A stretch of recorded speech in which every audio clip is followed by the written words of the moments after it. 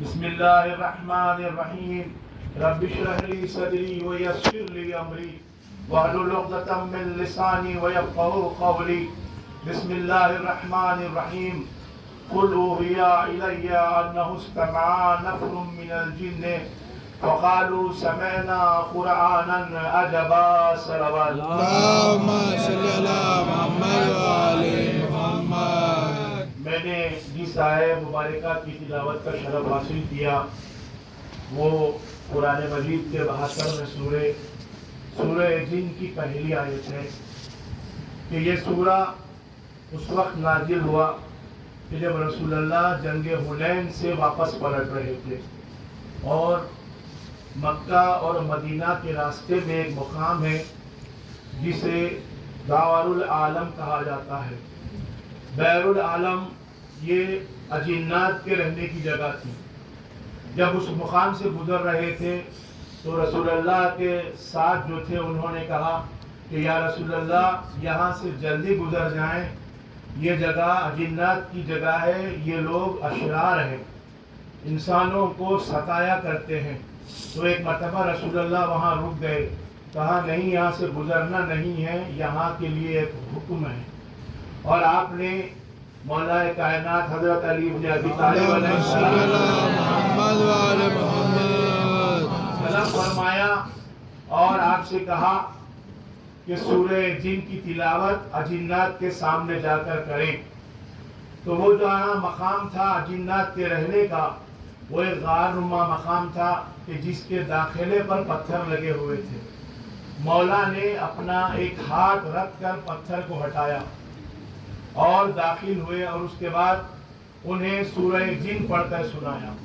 تو وہاں جو اجنات تھے ان میں سے بہت سارے اجنات نے اسلام قبول کیا اور پروردگار نے اسے قرآن میں اس طرح محفوظ کیا کہ انہوں نے قرآن جب مولا سے سنی تو کہا کہ قرآن ایک عجب کتاب ہے، ہم اس کتاب کے بھیجنے والے پر ایمان لاتے ہیں، وہ ہمارا رب ہے، اس کے سوا ہمارا اور کوئی رب نہیں۔ صلوات پڑھے محمد صلی اللہ علیہ وسلم۔ اور اس پتھر پر مولا نے اپنا دست مبارک رکھا تھا جس پر نشان آ گیا، وہ پتھر محفوظ ہوتا ہوا کئی بادشاہوں کے دور سے گزرتا گزرتا حیدرآباد پہنچا، جو آج پنج شاہ ولایت میں نصب کیا ہوا ہے، پنج شاہ ولایت میں رکھا ہوا ہے، جس کی تاریخ پنج شاہ میں لکھی ہوئی ہے پتھر پر۔ آپ اگر کبھی جائیں اور دریافت کریں تو آپ کو ملے گی۔ صلوات پڑھے محمد تو جن اجنات نے ایمان لایا ان میں جعفر جن کے دادا اور والد بھی تھے۔ ان اجنات کے سردار اس وقت جعفر جن کے دادا تھے جس نے ایمان لایا۔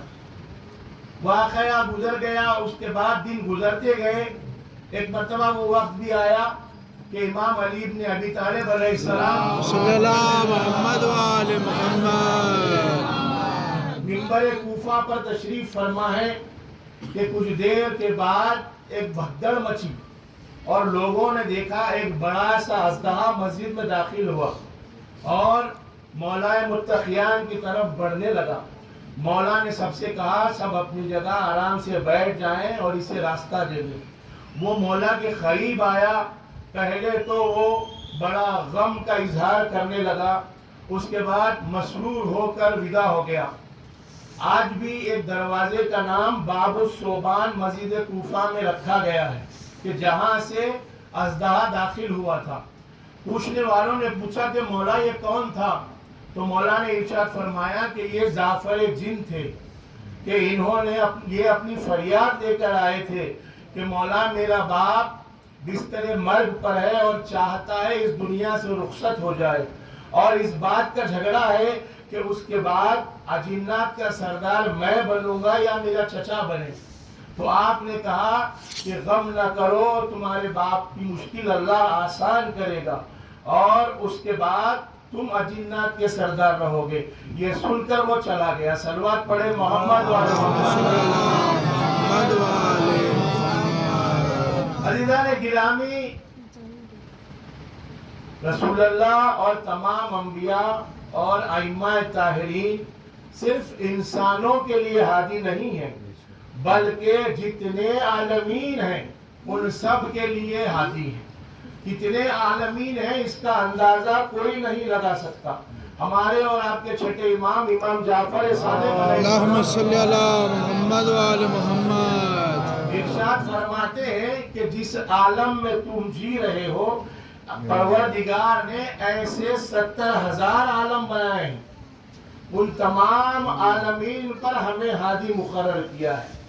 پناہ اتنے عالموں پر امام کو مقرر کیا ہے ہادی، تو جب امام نے حل من ناصرین ینصرنا کی صدا بلند کی ہوگی تو ان تمام 70,000 عالمین سے تمام ارواح، تمام لوگ مدد کے لیے آئے ہیں۔